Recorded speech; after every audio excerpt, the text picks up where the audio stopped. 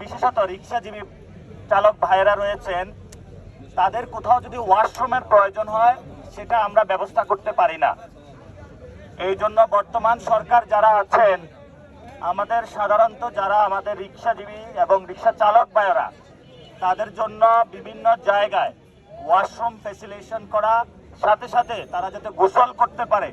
আপনি দেখবেন একজন রিক্সা চালক যিনি, উনি রাস্তার পাশে ঘুমিয়ে থাকে রিক্সার মধ্যে, তাহলে উনি গোসলটা করবে কোথায়? সাথে সাথে ওনার কোথাও যদি ওয়াশরুম প্রয়োজন হয় সেটাও যেতে পারে না।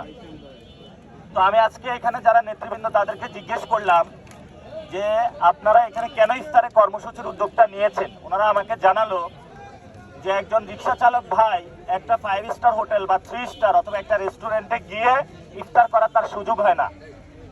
বাংলাদেশটার কোথাও একজন রিক্সাজীবী ভাইয়ের জন্য কোথাও জায়গা নাই।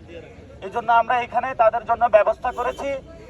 ওনারা সারাদিন রিক্সা চালিয়ে, ওনারা অধিকাংশ মানুষের রোজা রাখেন, এখানে এসে আমরা ইফতার করব একসাথে। প্রত্যেকটা দিন রিক্সা চালক ভাইরা এখানে আসবেন, ইফতার করবেন এবং সমাজের যারা অন্যান্য শ্রমজীবী মানুষ রয়েছেন তারাও এখানে ইফতার করবেন ইনশাআল্লাহ।